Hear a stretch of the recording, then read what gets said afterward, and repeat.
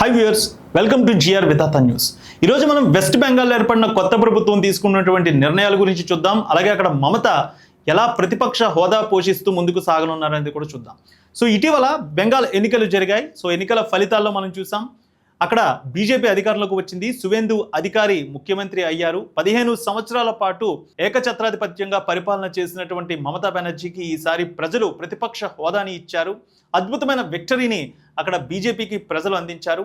ఒకప్పుడు మమత వెనకాల ఉండి మమత పార్టీలో కీలక నాయకుడిగా ఎదిగిన సువేందు అధికారి ఆమె మేనల్లుడితో రాజకీయ వైరంతో చివరికి ఆయన బయటకు రావడం జరిగింది. బీజేపీలోకి వచ్చిన తర్వాత గత 5 ఏళ్ల పాటు బీజేపీకి ఎంతో సర్వీస్ చేశారు. ఇప్పుడు బీజేపీని అధికారంలోకి తీసుకురావడంలో కీలక పాత్ర పోషించారు ఆయన. సో అమిత్ షా అలాగే ప్రధాని నరేంద్ర మోడీ కీలక నాయకులు బీజేపీ శ్రేణులు అందరూ కూడా సువేందు అధికారికి ఇక్కడ సీఎం పీఠం ఇవ్వాలనే తెలియజేశారు. అదేవిధంగా ఇక్కడ సీఎం పీఠాన్ని ఇచ్చిన తర్వాత బెంగాల్లో ఎప్పటి నుంచో కేంద్ర ప్రభుత్వం కొన్ని కీలకమైనటువంటి పథకాలు కానీ నిర్ణయాలు కానీ అమలు చేయాలని చూస్తోంది.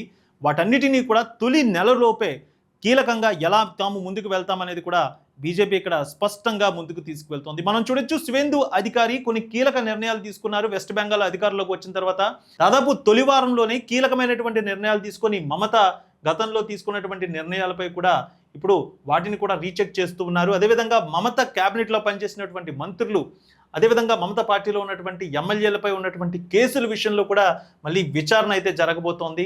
ఎవరైతే మహిళలపై ఆ సమయంలో దాడులు చేశారో, చిన్నపిల్లలు మహిళలపై ఎలాంటి అఘాయిత్యాలకు పాల్పడ్డారో, వారిపై ఎవరైతే రౌడీ షీట్లు ఉన్నాయో వాళ్ళందరి కేసులు కూడా మళ్ళీ పునఃపరిశీలిస్తూ ఉన్నారు అక్కడ. సో మనం చూద్దాం, ఇక్కడ సూపర్ 6 ఎంత హిట్ అయిందో ఇప్పుడు సూపర్ 5 అక్కడ అంత హిట్ అవుతోంది. వెస్ట్ బెంగాల్లో సువేందు అధికారి దాదాపు ఒక 10 రోజుల్లోనే అద్భుతమైనటువంటి పరిపాలన దిశగా ముందుకు వెళ్తూ ఉన్నారు. కొత్త పథకాలు ఏదైతే ఎన్నికల మేనిఫెస్టోలో ఇచ్చారో వాటన్నిటిని కూడా అమలు చేసే దిశగానే ముందుకు వెళ్తూ ఉన్నారు. సో ఒకసారి మనం చూద్దాం, అన్నపూర్ణ బండార్ పథకం. సో వీరు ఎన్నికల మేనిఫెస్టోలో ఇచ్చినట్టే 3000 రూపాయలు నెలకి మహిళలకు ఇస్తామన్నారు. ఈ నెల నుంచే దీన్ని అమలు చేస్తూ ఉన్నారు. అదేవిధంగా అన్నపూర్ణ లక్ష్మీ బండారు పథకం ద్వారా రాష్ట్రంలో ఉన్న మహిళలకి ప్రతి నెల 3000 రూపాయలు వారికి అందించబోతున్నారు. ఈ పథకాన్ని తొలి ప్రయారిటీగా ఇప్పుడు తీసుకుంది ఆర్థిక శాఖ కూడా.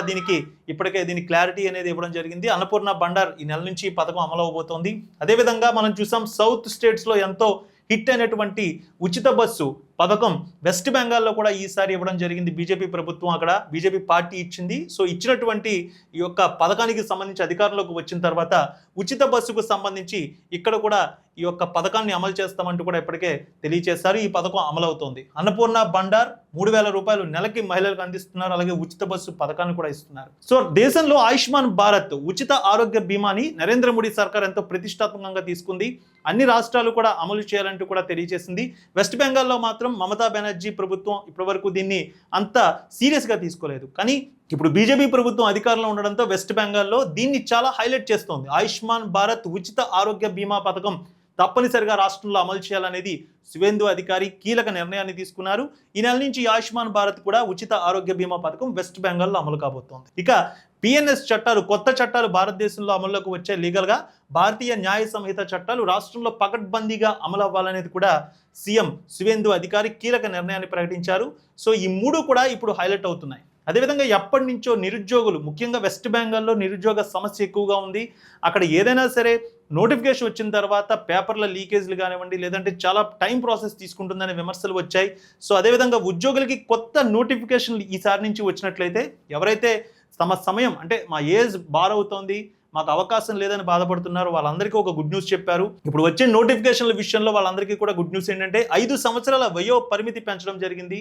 సో ఎవరైతే ఉద్యోగాలు తాము ఇక చివరి అవకాశం అయిపోయింది మాకు రావని ఎవరైతే బాధపడుతున్నారో, BC, OBC, SC, ST, minority వీళ్ళందరూ కూడా ఖచ్చితంగా ఉద్యోగులు ఎవరైతే ఫీల్ అవుతున్నారో వాళ్ళందరికీ కూడా 5 సంవత్సరాల వయో పరిమితి అవకాశాన్ని అయితే సువేందు అధికారి ప్రభుత్వం ఇచ్చింది. ఇక మరొకటి కీలకమైనది చెప్పుకోవాలి, రాష్ట్రంలో 169 కోట్ల కుల ధృవీకరణ పత్రాలు పరిశీలన మరోసారి చేయబోతోంది సువేందు సర్కార్. 2011 నుంచి, అంటే అక్కడ ఉన్నటువంటి కమ్యూనిస్ట్ పార్టీ దిగిపోయిన తర్వాత 2011లో మమతా బెనర్జీ ముఖ్యమంత్రిగా బాధ్యతలు తీసుకున్నారు. ఆ తర్వాత చూసుకున్నట్లయితే ఎస్సీ, ఎస్టీ, ఓబీసీ కుల ధృవీకరణ పత్రాలు దేశవ్యాప్తంగా అత్యధికంగా వెస్ట్ బెంగాల్లోనే ఎక్కువగా రావడం జరిగింది. సో వాటిని మళ్ళీ ఇప్పుడు బీజేపీ ప్రభుత్వం రీచెక్ చేయబోతోంది. అంటే అర్హులు ఎవరైతే ఉన్నారో వాళ్ళకి మాత్రమే ఆ పత్రాలు ఉంటాయి. నేరుగా ప్రతి పత్రాన్ని కూడా చెక్ చేసి వాళ్ళు అర్హులైతే వాళ్ళకి ఉంచుతారు, లేదంటే ఎస్సీ, ఎస్టీ, ఓబీసీలో కుల ధృవీకరణ పత్రం ఏదైనా రాంగ్గా వాళ్ళు తీసుకున్నట్లయితే ఖచ్చితంగా దాన్ని క్లోజ్ చేయబోతున్నారు. ఇక మరో కీలకమైంది, మతపరమైన సంక్షేమ పథకాలు నిలిపివేస్తున్నారు. ఇప్పటి వరకు మతపరంగా కేవలం ఆ మతానికి సంబంధించిన వారికి సంక్షేమ పథకాలు ఇవ్వడం కానీ, వారికి నెల నెల స్టైఫండ్ ఇవ్వడం కానీ, అలాంటివి ఏదైతే మమతా బెనర్జీ సర్కార్ చేసి తీవ్ర విమర్శలు పాలయ్యారో వాటిని వెంటనే నిలిపివేస్తున్నారు. మతపరమైన సంక్షేమ పథకాలు నిలిపివేస్తున్నారు. స్టైఫండ్ ఏదైతే నెల నెల ఇస్తున్నారో వాటికి సంబంధించి స్టైఫండ్ కూడా నిలిపివేస్తున్నారు. అంటే ఈ నెల నుంచి వారికి స్టైఫండ్ కూడా ఇవ్వము అనేది ప్రభుత్వం ఎప్పటికే తెలియజేసింది. ఇక మదర్సాల్లో వందే మాత్రం తప్పనిసరి, అంటే మదర్సాలు స్టార్ట్ అయ్యే ముందు ఖచ్చితంగా వందే మాత్రం ఖచ్చితంగా పాడాల్సిందే, దీన్ని తప్పనిసరి అంటూ విద్యాశాఖ తాజాగా ఒక గెజెట్ నోటిఫికేషన్ కూడా ఇచ్చింది.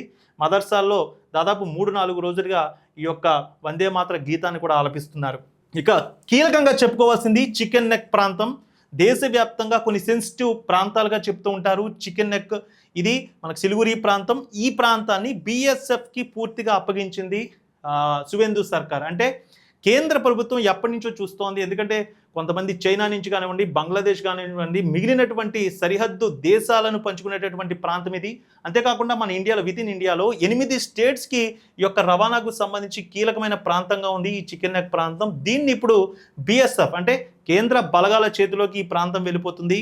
ఇప్పటి వరకు చూసుకున్నట్లయితే మమతా బెనర్జీ ఆ ప్రాంతాన్ని ఖచ్చితంగా కేంద్రానికి అప్పగచెప్పలేదు. రాష్ట్ర పోలీసులు అక్కడ ఉన్నటువంటి సిబ్బంది మాత్రమే చూసుకునేవారు. ఏదైనా విమర్శలు వచ్చినా సరే కేంద్రం మాకు సపోర్ట్ చేయడం లేదు అంటూ కూడా మమతా బెనర్జీ కామెంట్ చేసేవారు. మరోపక్క కేంద్రం కూడా ఆ సెన్సిటివ్ ప్రాంతాన్ని మమతా మాకు అప్పచెప్పడం లేదు, ఏదైనా పరిస్థితి చేదాడితే ఇబ్బందికర పరిస్థితి కదా అంటూ మమతాని కూడా టార్గెట్ చేశారు. రాజకీయ విమర్శలుగానే ఇప్పటి వరకు చికెన్ నెక్ ప్రాంతం గురించి ఉండేది. ఇప్పుడు సిలిగురి ప్రాంతం పూర్తిగా BSF ఆధీనంలోకి వెళ్ళిపోతుంది. సుమారు 50 నుంచి 60 వేల మంది సైనికులు ఇక్కడ ఖచ్చితంగా పహారా కాసే అవకాశం ఉంది. అంతేవిధంగా ఈ యొక్క ప్రాంతానికి సంబంధించి చూసుకున్నట్లయితే కొన్ని కిలోమీటర్ల మేర ఏదైతే మనకి సరిహద్దు పంచుకుంటుందో ఆ సరిహద్దు ప్రాంతంలో కంచె వేయబోతున్నారు. సో 24 గంటల గస్తీ అయితే ఖచ్చితంగా ఇక్కడ ఉండబోతోంది. ఇప్పటికే BSFకి దీన్ని అప్పగించేసింది సువేందు సర్కార్. ఈ యొక్క 8 రాష్ట్రాలు అంటే మనకి ఈశాన్య రాష్ట్రాలన్నింటికీ కూడా ఈ యొక్క చికెన్ నెక్ ప్రాంతం చాలా కీలకమైంది. అదేవిధంగా చైనా, బెంగాల్ అక్కడి నుంచి ఎవరైనా సరే మన దేశంలోకి ఎంటర్ అవ్వాలంటే కొన్ని ప్రాంతాలను టార్గెట్గా చేసుకుని చికెన్ నెక్ ప్రాంతాల నుంచి మన దేశంలోకి ఎంటర్ అవుతూ ఉన్నారు. వాటిని ఖచ్చితంగా నిరోధించబోతున్నారు. ఎందుకంటే ఈ ప్రాంతం BSF చేతిలోకి వెళ్ళిపోతుంది. 24 గంటలు 3 షిఫ్ట్ల వారీగా BSF ఇక్కడ పహారా కాస్తూ ఉంటుంది. ఎవరు కూడా ఇక్కడికి వచ్చే అవకాశం ఉండదు. అదేవిధంగా నేషనల్ హైవేల డెవలప్మెంట్ కూడా ఇక్కడ ఖచ్చితంగా అవుతుంది. కేంద్రం దీన్ని తీసుకోవడం వల్ల ఏమవుతుందంటే మన దేశానికి ఏదైనా భద్రత విషయంలో కీలకమైన నిర్ణయాలు తీసుకోవాలన్నా, మన దేశానికి సంబంధించినటువంటి ఆయుధ సంపత్తిని ఏదైనా నిల్వ చేయాలన్నా దానికి సంబంధించి అంతా కూడా ఈ ప్రాంతం BSF చేతిలో ఉంటే ఖచ్చితంగా మన పొరుగు దేశాలు కూడా భయపడే అవకాశం ఉంటుంది. మన యొక్క ఆర్మీ బేస్ అనేది ఇక్కడ ఏర్పడబోతోంది. ఇక కీలకం చూసుకోవాలి, దాదాపు 15 సంవత్సరాల పాటు అధికారంలో ఉంది మమతా బెనర్జీ. ఆమె అధికారంలో ఉన్న సమయంలో కొన్ని కేసులు కూడా రాష్ట్ర ప్రభుత్వానికి మచ్చగా మారిపోయాయి. అక్కడ ఉన్నటువంటి మంత్రులు కానివ్వండి, ఎమ్మెల్యేలు కానివ్వండి, వాళ్ళ మీద వచ్చినటువంటి విమర్శలు, కేసులు కూడా మమతకు పెద్ద తలనొప్పిగా మారాయి. ఓటమికి దాదాపు 10 నుంచి 15% ఈ కేసులు కూడా చెప్పుకోవాలి. అయితే సువేందు అధికారి ఈ విషయంలో మాత్రం చాలా గట్టిగా నిలబడ్డారు. ఏదైతే మమత సర్కారు ఉన్న సమయంలో కొన్ని కేసుల విషయంలో లోపభూయిష్టం జరిగిందో వాటిని మళ్ళీ విచారణ చేయబోతున్నారు. అదేవిధంగా పాత కేసులు, అవినీతి ఎవరిపై ఆరోపణలు వచ్చాయో ఆ నాయకులని, మంత్రులను, అదేవిధంగా ఎమ్మెల్యేలుగా ఉన్న వాళ్ళు, కొంతమంది బిజినెస్ చేసిన వాళ్ళు ఎవరైతే ఉన్నారో వాటన్నిటి మీద కూడా విచారణ చేయబోతున్నారు. రిటైర్డ్ జడ్జి నేతృత్వంలో ఒక ప్రత్యేక కమిషన్ వేసి వీటికి సంబంధించి విచారణ చేయబోతున్నారు. సువేందు అధికారి తీసుకున్న నిర్ణయాలు ఇప్పుడు వెస్ట్ బెంగాల్లోనే కాదు దేశవ్యాప్తంగా చర్చకు వస్తూ ఉన్నాయి. మమతా బెనర్జీ మాత్రం తాను ముఖ్యమంత్రి పదవికి రాజీనామా చేయను అంటూ కూడా పట్టు బిగించారు. కానీ తర్వాత చివరికి ఆమె రాజీనామా చేయడం జరిగింది. సువేందు అధికారి ముఖ్యమంత్రి అవడం జరిగింది. సో మొత్తానికి కీలక నాయకుడిని పార్టీ నుంచి వదులుకున్న మమతా బెనర్జీ ఇప్పుడు మళ్ళీ నూతన ఉత్తేజంతో పార్టీని ముందుకు తీసుకువెళ్లాలని, యువతకి ఈసారి ప్రాధాన్యత ఇవ్వాలంటూ కూడా ఇంటర్నల్గా జరిగిన మీటింగ్స్తో అయితే మాట్లాడుతూ ఉన్నారు. వచ్చే నెల నుంచి మమతా బెనర్జీ రాజకీయంగా కొత్త ప్రణాళికతో ముందుకు వెళ్తారంటూ కూడా వెస్ట్ బెంగాల్ మీడియా ఛానల్స్ కూడా తెలియజేస్తూ ఉన్నాయి. మమత వచ్చే నెల నుంచే ప్రజల్లోకి రాబోతున్నారంటూ కూడా ఒక కొత్త క్యాంపెయిన్ అక్కడ మొదలవుతోంది. సో అంటే ఒక ఏడాది లేదా 2 సంవత్సరాల పాటు కొత్త ప్రభుత్వానికి సమయాన్ని ఇస్తారు. కానీ మమతా బెనర్జీ వచ్చే నెల నుంచే ప్రజల్లోకి రావాలనుకుంటున్నారంటే మమత కొత్త ఆలోచనతో దీది ముందుకు రాబోతున్నారనేది తెలుస్తోంది. సో మొత్తానికి ఆమె మేనల్లుడు, అదేవిధంగా మమతా బెనర్జీ పార్టీని మరింత ముందుకు తీసుకువెళ్తారని యువత కూడా సోషల్ మీడియాలో కామెంట్లు కూడా తెలియజేస్తూ ఉన్నారు. సో చూడాలి వెస్ట్ బెంగాల్లో బీజేపీ ప్రభుత్వం ఇక ఎలాంటి పరిపాలన అందిస్తుందో, ప్రజలకు ఇచ్చిన ఎన్నికల హామీలను కూడా నెరవేర్చే దిశగా ముందుకు సాగుతోంది. ఉన్నటువంటి బడ్జెట్ని ఏ విధంగా ప్రజలకు అందజేయాలి, మనకు వచ్చేటటువంటి ఈ పరిపాలన విషయంలో ఎలా ముందుకు సాగాలనేది కూడా బీజేపీ ఇప్పటికే ఒక పక్కా ప్రణాళికతో వెళ్తుంది. ముఖ్యంగా సైనిక పరంగా తీసుకునే నిర్ణయాలు మాత్రం ఇప్పుడు వెస్ట్ బెంగాల్లో కీలకం అవబోతున్నాయి. సో ఇది ఈరోజు టాపిక్.